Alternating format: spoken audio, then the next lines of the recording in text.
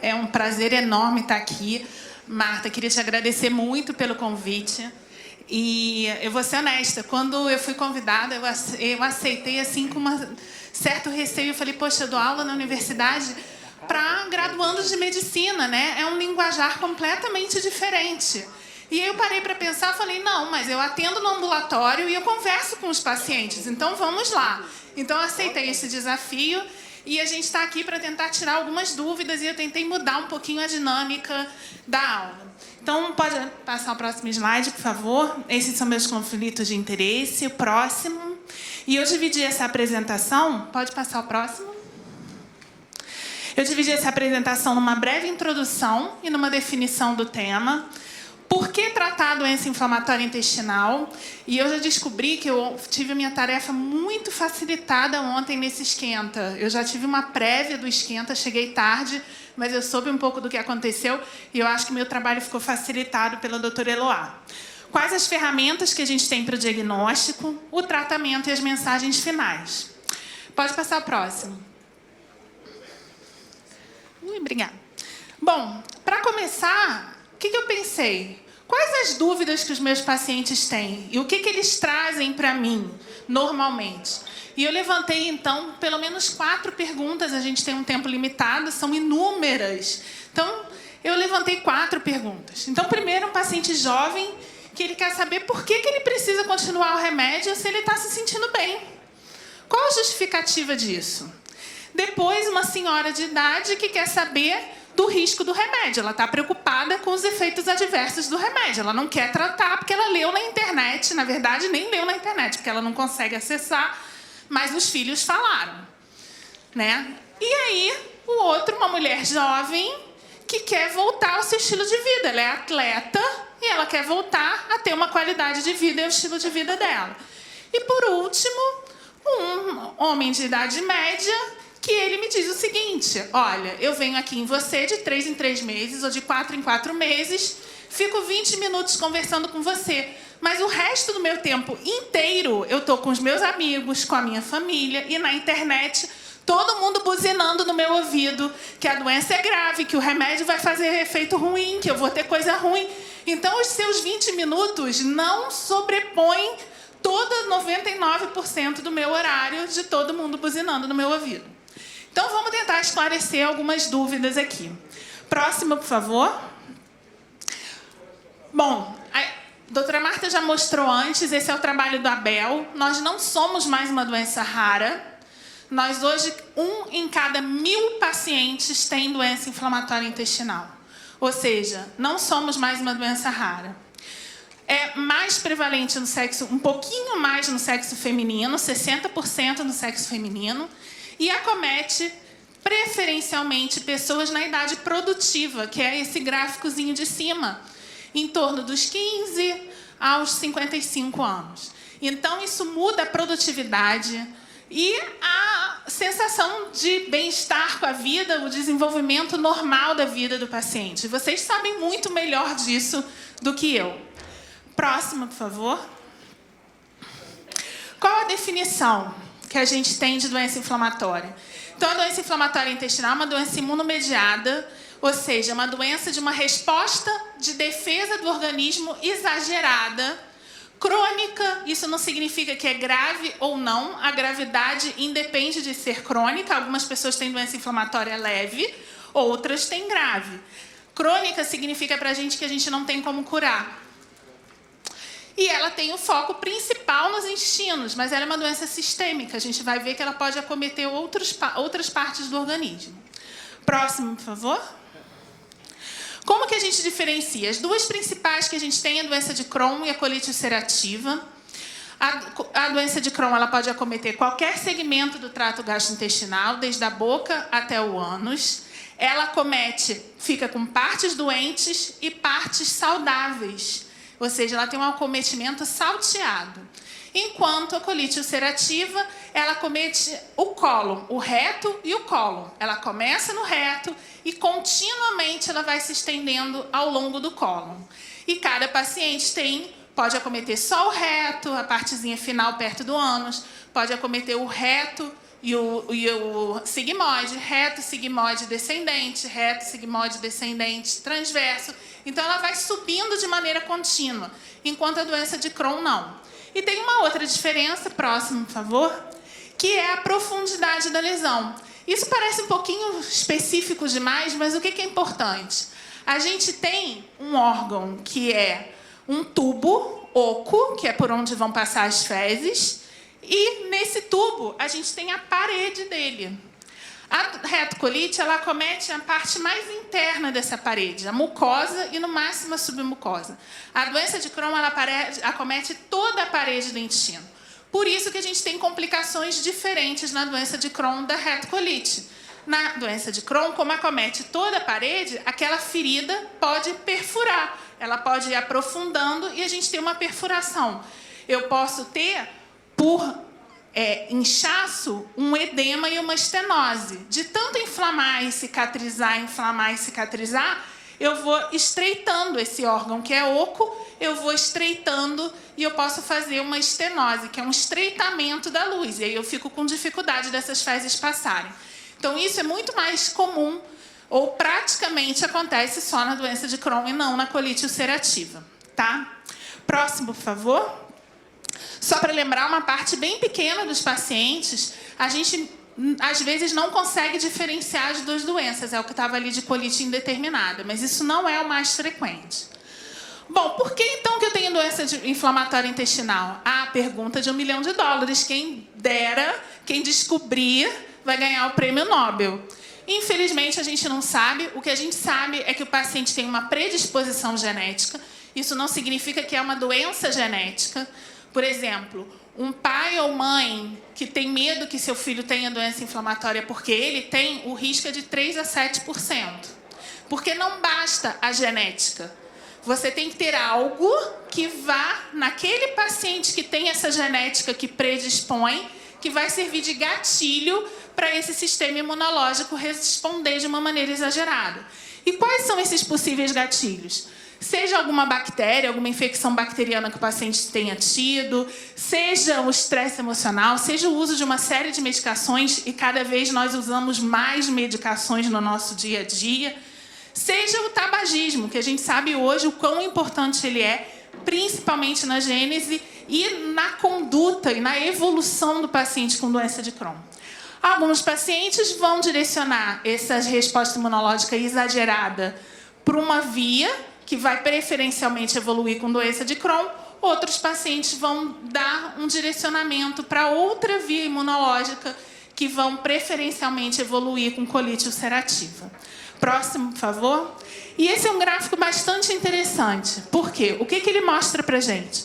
A gente tem aqui, o bebezinho nasceu, ele está geneticamente predisposto a ter doença inflamatória. Ele tem uma fase da vida dele absolutamente normal. Em algum momento, ele entra em contato com algum gatilho que vai desencadear o processo inflamatório. Quando esse processo inflamatório começa, a primeira coisa a acontecer não é o paciente ter sintoma. A primeira coisa a acontecer é inflamar o intestino. Nessa fase, a gente chama de fase pré-clínica. O paciente é assintomático. Então, esse diagnóstico tão precoce a gente já não consegue fazer, porque a gente só vai suspeitar até o momento naqueles pacientes que têm sintoma. A partir de então, ele começa a alterar os exames laboratoriais. E só depois que ele tem sintoma.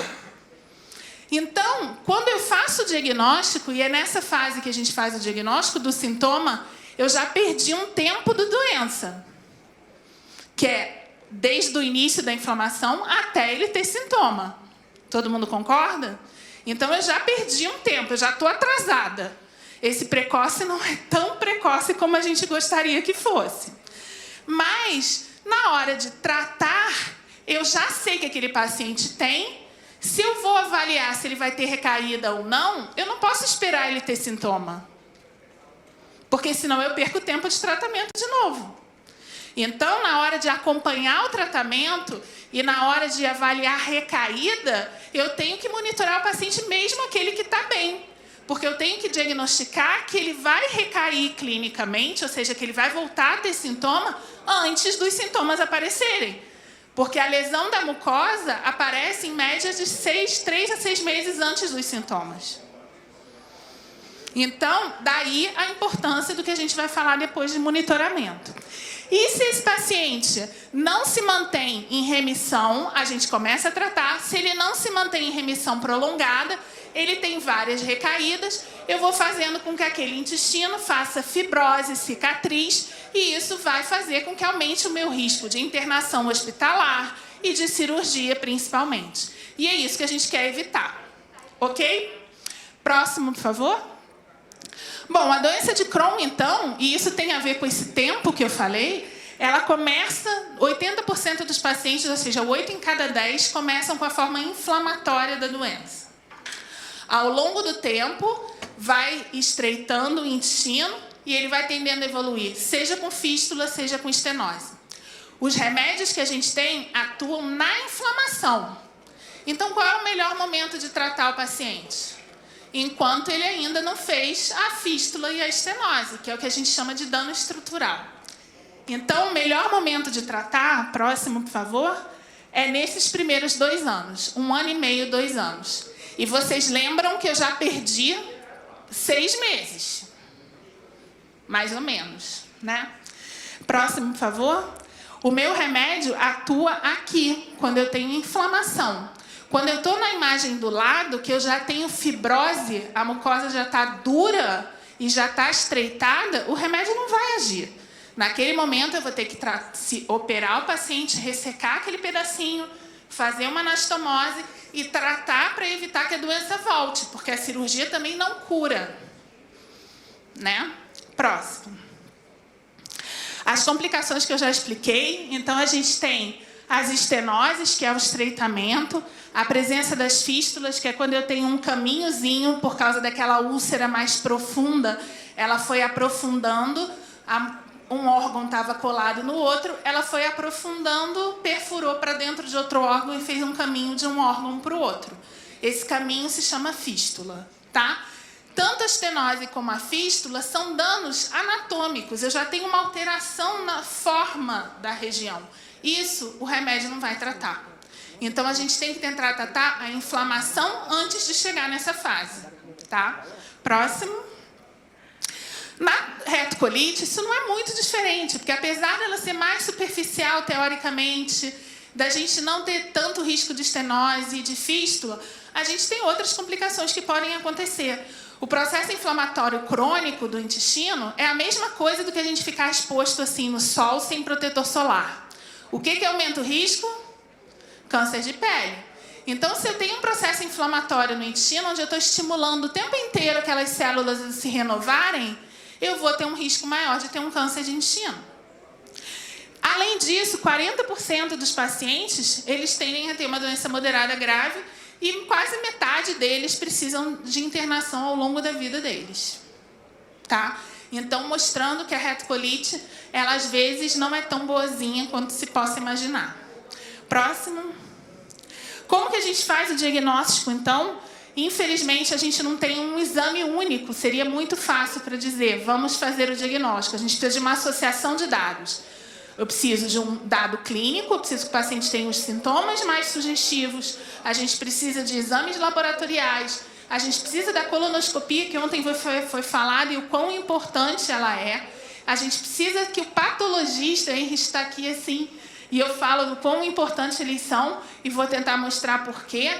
Essa análise da biópsia é tão importante, e da radiologia. Então, a gente precisa, aqui a gente já começa a ver a importância de vários especialistas trabalharem juntos para poder fechar um diagnóstico. Próxima. Nos exames clínicos, então, os sintomas mais comuns são diarreia, dor abdominal e sangramento nas fezes. E febre. Esses são os mais típicos. Mas a gente tem outros exames. E, óbvio, mais uma vez aqui, quando tem sangue nas fezes, é mais fácil, né? Porque o sangue assusta, e assusta não só aos pacientes, como aos médicos também. Então, ele vai buscar logo o exame para poder avaliar a mucosa. Mas aquele paciente que só tem dor abdominal, aí a complicação já é maior na nossa investigação. Próximo. Os outros sintomas, então, que a gente pode ter são sintomas um pouco menos específicos. Eu posso ter manifestações em outros órgãos, que é o que a gente chama de manifestações extraintestinais. Como eu falei, a doença inflamatória, ela tem um foco nos intestinos, mas ela é uma doença sistêmica. O gatilho da resposta imunológica exagerada, ele é no organismo inteiro. Ele é maior no intestino, mas ele é no organismo inteiro, né? A gente pode ter as fístulas, estenoses, abscessos, como eu falei, e sintomas menos específicos, anorexia, fadiga, anemia associado. E podem ser coisas que a gente tem que prestar atenção na investigação do paciente. Sinais de alarme: sangramento retal, proctalgia, ou seja, dor ali no ânus, tá? Sensação de o tempo inteiro querer evacuar, o despertar noturno por causa da diarreia e aquele paciente que tem uma perda ponderal. Isso também já é um sinal de alarme. Esses sinais de alarme a gente considera para várias outras doenças também, não só para doença inflamatória, mas eles significam que a gente tem que investigar o paciente. Próximo. As manifestações extraintestinais são principalmente articulares, ou seja, dor nas juntas, seja nas juntas periféricas, mãos, pés, joelhos, tornozelos, seja até na coluna, principalmente na região lombar, na coluna lombosacra, tá? Além disso, a gente pode ter manifestações dermatológicas na pele, como nódulos vermelhinhos, assim, áreas elevadas, vermelhas, dolorosas, que é o que a gente chama de eritema nodoso. A gente pode ter úlceras nessa região. Manifestações oculares, que a gente chama de síndrome do olho vermelho, quando o olho fica vermelho, e aí a gente tem que tomar cuidado, principalmente se tem turvação visual, ou seja, visão turva, ou se esse paciente tem dor, porque aí esse paciente tem que ser avaliado por um oftalmologista. E manifestações hepáticas, que normalmente são assintomáticas e a gente só descobre laboratorialmente no início. Próximo, por favor. O exame da região perianal é fundamental. E é fundamental que os pacientes contem para a gente também se eles têm algum desconforto associado. Porque se tiver lesão desconfortável, a gente tem que marcar um exame sob anestesia. Que às vezes, mesmo sem dor, a gente vai marcar para poder ser avaliado melhor pelo proctologista. Mas nesse primeiro exame, o clínico pode fazer no consultório sem qualquer problema e vocês têm que referir para a gente, tá? Próximo, por favor. Nos exames laboratoriais, então, os exames de sangue, eles podem dar pistas para a gente. Se tem anemia, se não tem, e principalmente a proteína C reativa, que é um marcador de inflamação. Ele não é específico de doença inflamatória, qualquer inflamação aumenta a proteína C reativa. Então, esse é um problema. E recentemente, não tão recente assim, mas mais recentemente, e é uma briga do GDIB também da gente conseguir, o exame de fezes, que é a calprotectina fecal, tá? Que mostra pra gente inflamação no intestino. Não diz que é doença inflamatória. Pode ser por remédio, pode ser por milhares de outras coisas. Mas é um marcador que vocês vão começar a ver os médicos de vocês o tempo inteiro pedindo, e é só para vocês entenderem o quão ele é importante. Próximo, por favor. E aí, o exame endoscópico. O doutor Eloá já facilitou muito a minha vida, então o exame endoscópico é fundamental para a gente poder ver toda a região do reto, do cólon e do ilho terminal, que é fundamental que entre para a gente ver. Ali, não só basta ver, a gente tem que ver e a gente tem que colher as biópsias. E a avaliação dessas biópsias é fundamental. Por quê? Não acreditem, isso eu acho que é um papel fundamental meu, no primeiro laudo que vem a doença de Crohn ou retocolite, porque existem várias coisas que podem ter uma imagem semelhante. E às vezes vocês ficam assustados, ou então o paciente de primeira vez, não vocês que já têm o diagnóstico, mas o paciente de primeira vez fica desesperado e, na verdade, aquilo não é. Próximo, por favor. Aqui a gente tem várias imagens de coisas que se assemelham com doença inflamatória e nenhuma delas é. Então, existem milhares de outras condições que podem dar colites, que não são doença inflamatória intestinal. Próximo, por favor. E aí tem o papel do Dr. Henrich, ou do patologista, para a gente. Por quê? Porque nessas biópsias a gente vai ver se tem alguns critérios para poder fechar o diagnóstico também, junto com todas as outras pecinhas do quebra-cabeça, e ele ainda vai ajudar a gente também a poder afastar se tem alguma neoplasia, afastar se tem alguma infecção ali associada. Então, não só ele pode dar dados positivos, como os dados negativos que eles dão também são muito importantes para a gente. Próximo, por favor. E o exame radiológico. O exame radiológico tem sido cada vez mais importante, principalmente na doença de Crohn, quando a gente quer avaliar o intestino delgado. Por quê? A endoscopia digestiva alta, ela vê o estômago, o esôfago, o estômago e o iniciozinho do intestino fino, o duodeno. A colono vê reto, o cólon todo e os 15, 20, 30 centímetros entrando bem no ilho terminal. Mas a gente tem mais de 4 metros de delgado que são escuros para endoscopia. Então, a gente usa aqui a enterorressonância ou a enterotomografia, porque aquele líquido que toma, ele desenha as alças e a gente consegue ver bem essas alças. Então, a gente consegue ver se tem lesão ou não no intestino delgado, tá? Além disso, a gente tem a ressonância de pelve canal anal naqueles pacientes com fístula, que também é um exame bastante importante para ajudar o proctologista na hora de abordar essas fístulas. Próximo, por favor. E como que a gente vai tratar? Essa é uma outra problemática na nossa vida, mas nem tanto vocês vão ver. Próximo, por favor. E o primeiro problema é esse: dificuldade de diálogo entre médico e paciente. O que eu quero não é o que vocês querem. Eu não consigo explicar o que eu quero para vocês e eu não me contento com o que vocês querem e às vezes eu não tenho tempo de escutar o que vocês querem. Então, aí está o pior dos problemas, tá? Por quê? Porque o médico vira para vocês e fala assim: eu quero cicatrizar o seu intestino. Quando você vai no consultório do médico, você não chega para ele e fala assim: doutor, eu vim aqui cicatrizar meu intestino. Né? Você fala assim: doutor, pelo amor de Deus, para com a minha diarreia, para com a minha dor, que eu quero viver. É isso. Né? Então, os objetivos são diferentes. Só que eu tenho que explicar para vocês por que eu não me contento só com o que vocês se contentam. Eu quero o que vocês querem, mas não basta isso. Eu preciso de mais. E eu tenho que explicar o porquê que eu preciso desse mais. E esse tempo e esse diálogo nem sempre acontece. A outra questão é que nós, médicos, optando por isso, a gente quer o quê? Exatamente evitar as complicações, cirurgia e evitar a internação, que é o que vocês também querem. Então, os nossos objetivos também são os de vocês. A gente talvez só não explique por quê, tá?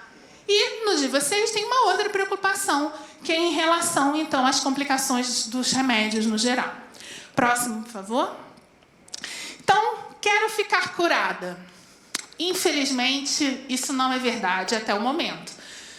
O que eu falava há 20 anos atrás, quando eu falava de doença inflamatória, já é diferente do que eu falo hoje. Pode ser que daqui a 20 anos, se eu ainda continuar médica, as coisas mudem. Se eu ainda estiver na ativa. Mas, hoje, a gente não tem cura. Da mesma forma, fica mais simples de eu virar para vocês e falar assim: você tem pressão alta, você está curada da sua pressão? Não. Você toma remédio todo dia para a sua pressão? Toma. Se você parar de tomar o remédio, o que acontece? A pressão sobe. Até aí está tudo bem? E por que a doença inflamatória é diferente? Você toma remédio, melhora e depois não quer mais tomar o remédio.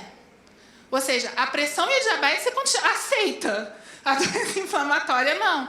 Então, quando a gente traz essas analogias, que são coisas do dia a dia, para vocês, talvez essa comunicação já fique facilitada. E isso é importante, tá? E daí vem 2 conceitos bem fundamentais. Primeiro é de controle de doença. O que a gente chama de controle? Eu não tenho como curar, mas eu tenho como controlar. Ou seja, tirar a inflamação e tentar manter você bem. E o segundo é de monitoramento, que essa palavra significa acompanhamento. Próximo, nada além disso. E aí, eu tenho mais uma vez aquela divergência de objetivos. O que a paciente quer? Melhorar dos sintomas. O que nós médicos queremos? Cicatrização da mucosa. E aí vocês lembram lá naquele slide anterior, onde a gente viu que primeiro eu tenho inflamação, depois eu altero o laboratório, depois é que o paciente tem sintoma. Na hora de tratar é o contrário. A primeira coisa que melhora é o sintoma, depois melhora o laboratório, depois cicatriza a mucosa.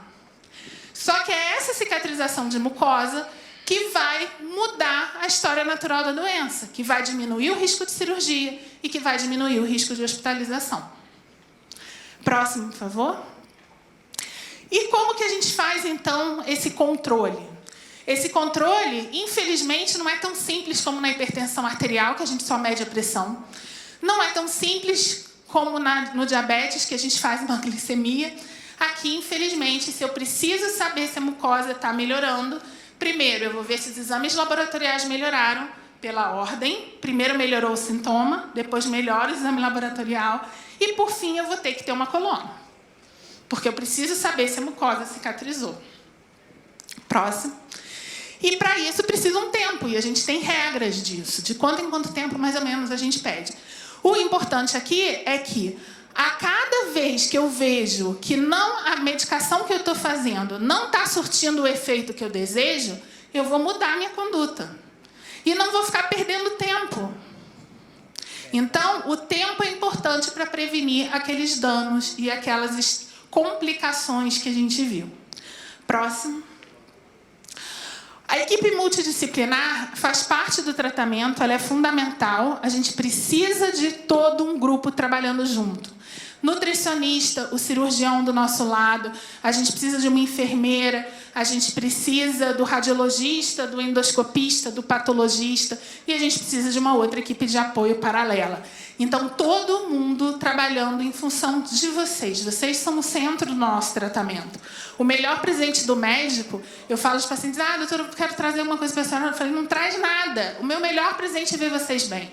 Esse é o sonho da gente. Como é o sonho de vocês? A gente só não está conseguindo se entender no meio do caminho. Próximo.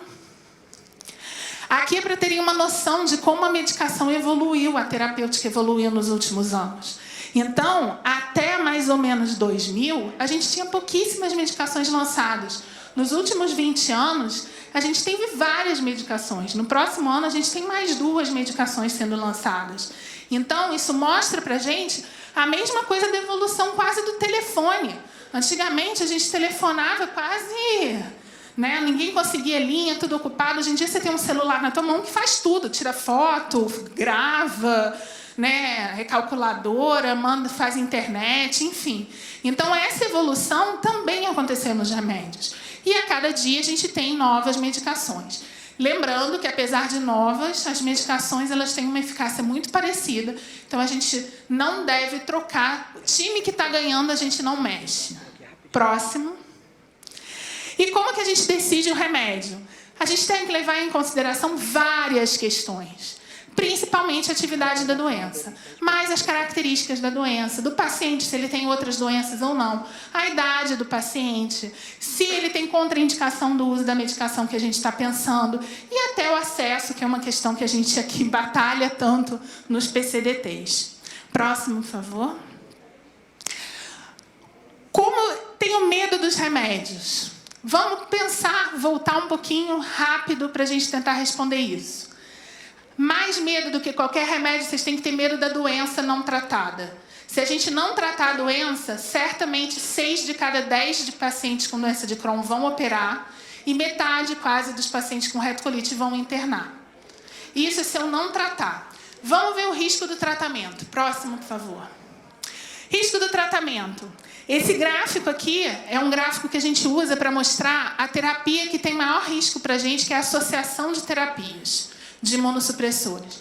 Eu tenho um risco de complicação médio de 9 para cada 10 mil pacientes. Cada pontinho desse é uma pessoa. O iluminado é o risco da medicação, ok? Todos vocês saem na rua, saem porque estão aqui. Seja para dirigir, seja para atravessar a rua, seja para pegar um transporte público. A gente não deixa de fazer isso. E para vocês terem noção, a estatística brasileira de acidentes de trânsito é de 5 para cada 200 pessoas. maior do que o risco dos remédios que a gente falou? Infinitamente maior. Ok? E alguém deixa de fazer? Não. Próximo, por favor. Então, o que a gente tem que pensar? Vou usar um remédio que tem seus riscos, tudo na vida tem, a gente viu que até sair de casa tem seus riscos, e eu preciso, então, aqui tentar ver o que eu posso fazer para diminuir esses riscos. E aí, eu posso manter o acompanhamento, o monitoramento é essencial para a gente detectar nos exames de sangue precocemente alguma complicação. Vacinar é fundamental contra todas as doenças preveníveis, né? E alguns cuidados com câncer de pele, então usar protetor solar, fazer consultas regulares com a equipe multidisciplinar. Próximo. Então, só para encerrar, a doença inflamatória intestinal é uma doença sistêmica de difícil diagnóstico, como a gente viu. A gente precisa de uma associação de dados. A abordagem multidisciplinar ela é fundamental. Aumento de opções terapêuticas nas últimas décadas, a gente viu como aumentou frente ao que a gente tinha disponível antes. O tratamento ele tem que ser individualizado, cada um de vocês é diferente do outro, então cada um o tratamento tem que ser pensado de forma individualizada. Não basta melhorar os sintomas, eu preciso cicatrizar o intestino de vocês. E acompanhamento, monitoramento é fundamental para eu não deixar chegar a ter sintoma. Eu preciso detectar antes. Mas mais importante do que tudo isso, pode passar o próximo, é a gente se aproximar cada vez mais próximo e a gente conseguir, passa o próximo, por favor, ter um diálogo uniforme e homogêneo, com paciência para a gente tentar se entender. Obrigada. E, mais uma vez, é um prazer estar aqui.